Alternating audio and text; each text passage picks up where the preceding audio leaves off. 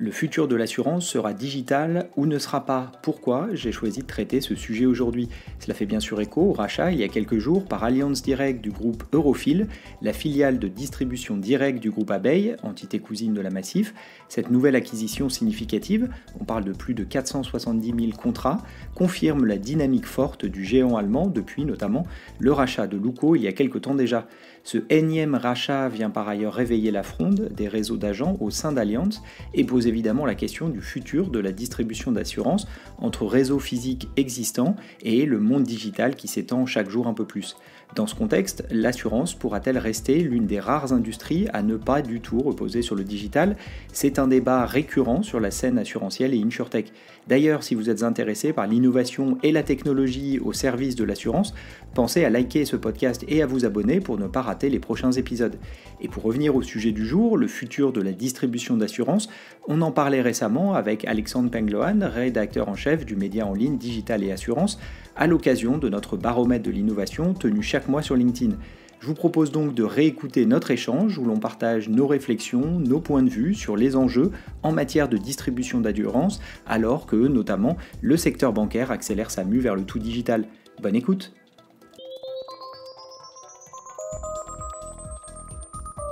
On avait choisi d'échanger sur Allianz qui s'apprêtait à racheter un nouveau portefeuille direct. L'annonce elle a été officialisée, je crois, hier par les équipes d'Allianz Direct. Et timing, je dois dire, parfait. Nos amis des Échos et de l'Argus ont fait tous les deux un article ce matin sur l'enjeu des agences et la distribution à travers les agences physiques dans l'assurance. Donc, voilà, ça vient nourrir aussi notre débat du jour.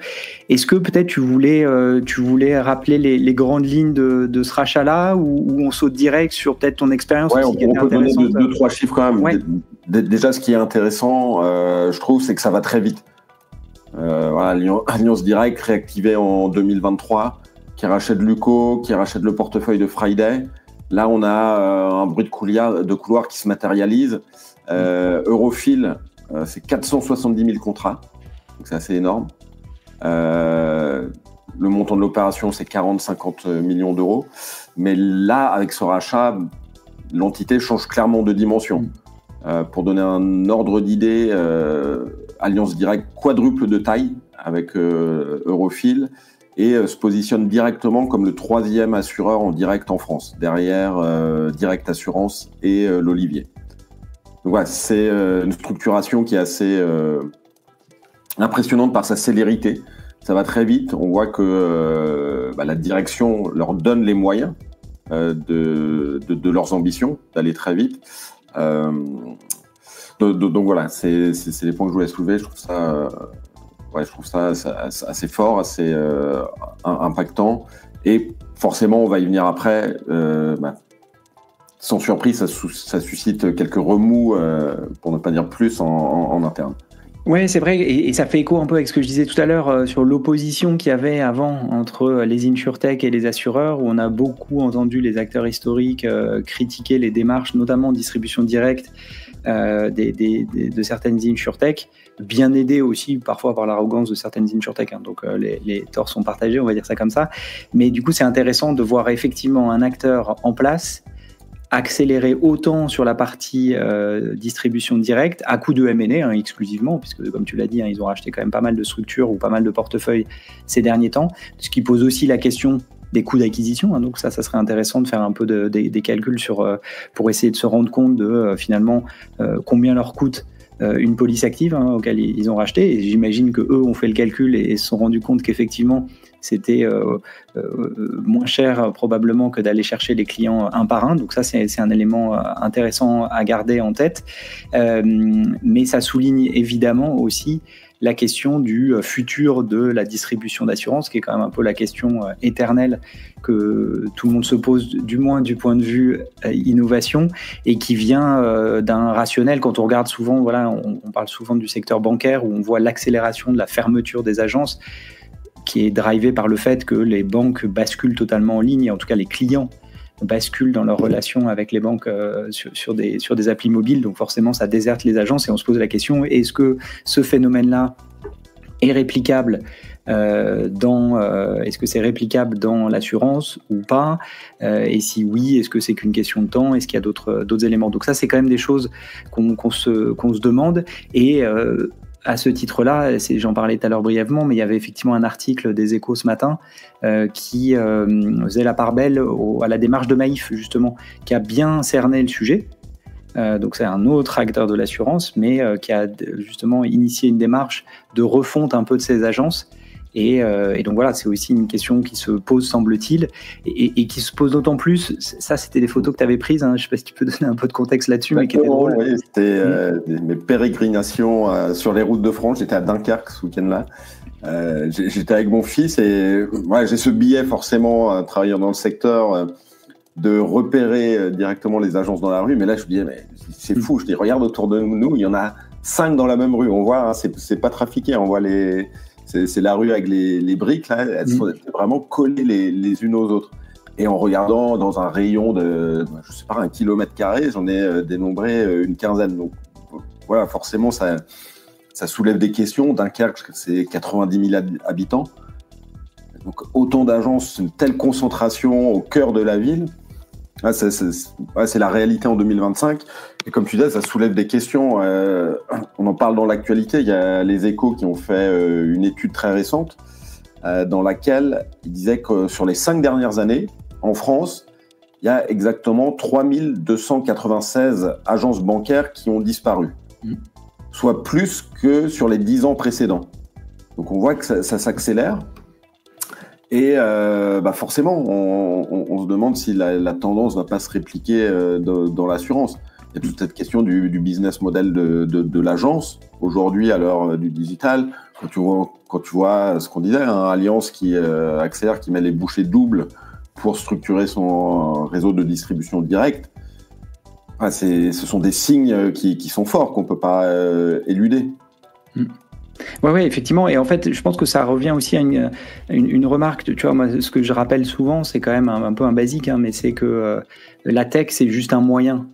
Et donc, faire systématiquement l'opposition un peu binaire entre on va rester sur un modèle 100% en agence avec 0% de digital, ou à l'inverse, on va basculer dans un monde 100% digital avec 0% d'agence, la réalité est probablement un petit peu au milieu. Alors, où est le curseur ? Ça, j'ai pas la réponse.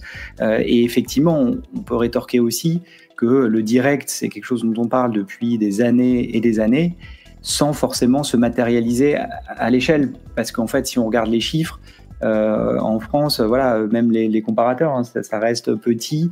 Des acteurs comme Direct Assurance, qui sont gros comparés à des InsurTech, restent petits par rapport à leurs comparables un peu physiques. Mais je pense qu'il y a quand même aussi des éléments qui sont en train de changer. C'est-à-dire que déjà, quand on regarde les différentes vagues d'innovation, il y a eu, en termes de tech, hein, il y a eu la bascule sur Internet. Ça a vu les banques en ligne. Dans l'assurance, pas tellement. Il y a eu Amagiz qui a été peut-être le meilleur exemple. Donc c'était Groupama qui avait lancé ça, qui était vraiment un acteur web first. Puis il y a eu la nouvelle vague qui a été les smartphones. Là, à nouveau, on a vu les néo-banques dans la banque.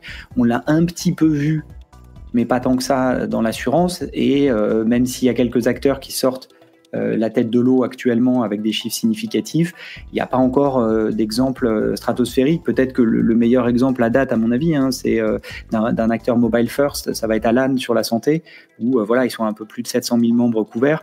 Donc on commence à être dans des chiffres qui sont quand même, on est obligé de le reconnaître, qui sont bien, quoi. C'est-à-dire que ça commence à devenir un peu impressionnant. Mais voilà, c'est l'acteur peut-être mobile first qui me vient en tête. Un autre mobile first, je pense à Leocare peut-être. Les autres acteurs ayant quand même des distributions un petit peu plus variées, pas que le mobile, hein, j'entends, mais un petit internet. Alan, c'est mobile only, ouais, c'est ça. Ouais.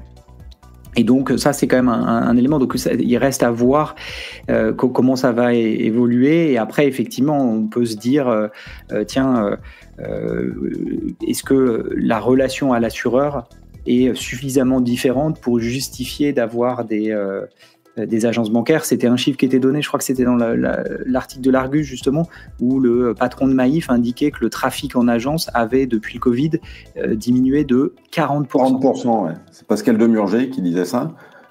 Il disait donc c'est seuls 19% des assurés qui se sont rendus l'an dernier dans leur agence. il y a 40% de baisse de fréquentation depuis le Covid. Mais ce qui est intéressant, la Maïf, on en parlait, c'est qu'ils, plutôt que de fermer, ils réfléchissent à revoir l'UX de l'agence, tout simplement. Et son positionnement physique, géographique au cœur de la ville, et l'UX une fois la porte de l'agence passée. Et ça recoupe ce que tu dis, c'est vraisemblablement la vérité se situe au milieu. Et pour les assureurs, tout l'enjeu, c'est de trouver cette juste articulation entre les canaux physiques et digitaux qui peuvent se compléter à un moment, je pense, dans une stratégie d'ensemble. Ouais, c'est ça. Moi, c'est ce que je dis depuis le début, c'est qu'en fait, l'analyse, elle doit se faire, à mon avis, par type de produit. Et c'était un peu ce que disait Stanislas, qui disait, pensez-vous pas que le marché va s'atomiser en fonction des services, je dirais, ou en fonction des business, des lignes de métier, parce que pour moi, c'est ça, c'est la grille de lecture pour la distribution directe ou la distribution en ligne, ça serait selon la complexité du produit et puis selon le segment de client. Parce qu'évidemment, les segments de clients n'ont pas la même appétence pour le 100% digital, l'interaction avec le téléphone, etc. J'y mets évidemment un lien avec l'âge, mais peut-être pas que.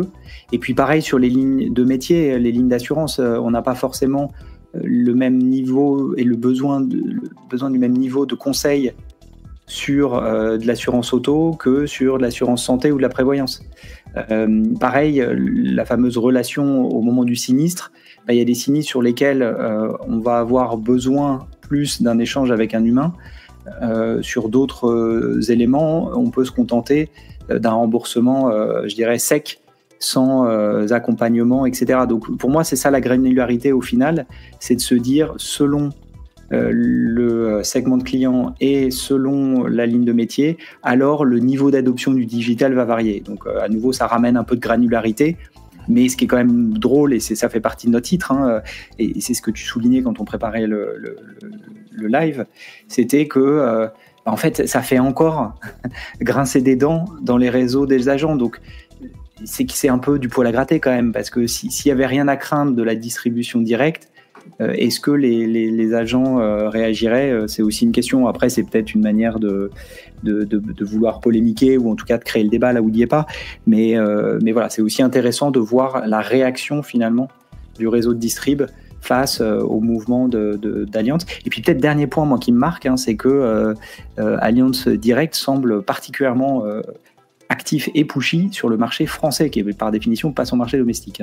Donc ça, je pense que ça dit quelque chose aussi. C'est peut-être plus facile d'innover quand t'es pas à domicile.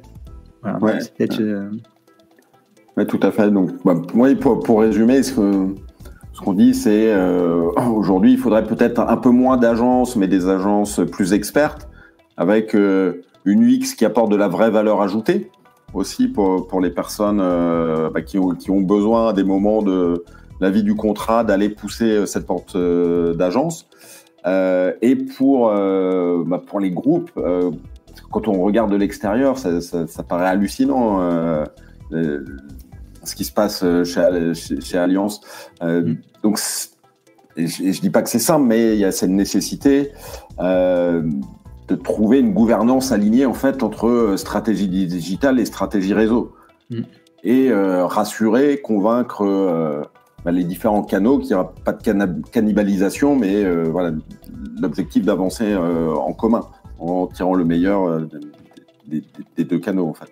Ouais, et ce qui rappelle un peu le dilemme de l'innovateur, c'est-à-dire ce bouquin écrit il y a 25 ans et qui est encore toujours d'actualité. Alors, il n'était pas spécifique à l'assurance, mais c'était un peu ça qu'il disait. C'est les grands groupes, par définition, ont du mal à innover parce que, justement, c'est le mot de cannibalisation qui m'y fait penser. Le mot de cannibalisation que tu as utilisé, c'est ils ont peur de cannibaliser leur métier existant. Et en fait, il disait, justement, pour essayer d'innover, l'idée, c'est soit de lancer des nouveaux produits sur les clients existants, soit à l'inverse, de pousser les produits existants sur des nouveaux clients. Et donc là, dans le direct, on est à mon avis exactement là-dessus. C'est-à-dire que déjà, on n'est pas sur le marché domestique d'Allianz, qui est allemand, on est en France. Et puis, c'est aussi comment ça vient compléter, comment ça vient compléter finalement le portefeuille de soit de clients, soit de produits de la distribution à travers un réseau. Et donc, c'est bien l'idée de couvrir l'intégralité du marché. C'est bien un et pas un ou. Donc, c'est et distribution physique et distribution digitale ou distribution directe, pas un ou. Donc, ça, c'est quand même assez intéressant. Et évidemment, c'est un sujet qu'on va continuer à suivre parce que, 1, ça revient quand même régulièrement sur la table. 2, ça déchaîne les passions. Et 3, on voit bien qu'on est à un moment un petit peu charnière. Les chiffres que tu as évoqués tout à l'heure sur la banque, ils sont significatifs. La fermeture des agences bancaires s'accélère. Le flux de clients baisse drastiquement, moins 40%, comme on le disait tout à l'heure avec Maïf. C'est énorme en fait. Donc évidemment, il faut repenser les choses. Et donc là, Allianz semble y répondre en disant je vais ajouter de la distribution directe. Maïf, lui, repense son... je vais juste réafficher l'article, mais Maïf, lui, repense son réseau. Hein, donc c'est des agences nouvelle génération, etc., plus modernes, différentes, etc. Ce qui ne sont pas sans rappeler, ça me fait penser évidemment au fameux café ING qu'il y avait vers Palais Royal à la grande époque. Donc voilà, et la banque a aussi essayé de moderniser les agences en faisant un truc cool avant de finalement les fermer. Donc bref, on est peut-être au début de quelque chose, ou à l'inverse, en fait, cette bascule, elle va pas s'opérer dans l'assurance, et ça sera aussi intéressant à suivre parce que il y aura forcément des enseignements à tirer de ça. Sur les coûts d'acquisition, Gilles a fait le calcul sur Luco. Allianz Direct, il nous dit c'est 17 € le coût d'acquisition. Luco qui avait été racheté à la casse, on le rappelle, pour 4 millions d'euros. Et j'ai fait le calcul rapidement là pour Eurofil. Si on est sur un deal à 50 millions pour 470 000 contrats, on arrive à un coût d'acquisition unitaire de 106 €. Ouais, c'est pas cher. Ah ouais. Non, mais de toute façon, on peut faire confiance à Allianz et ses équipes pour avoir fait quelque chose qui avait du sens pour eux. Donc ça, c'est une certitude, et les chiffres que tu donnes, ils l'illustrent parfaitement. Ça va être intéressant de voir comment ça va être intégré, comment les clients vont réagir, etc. Donc ça va être très intéressant.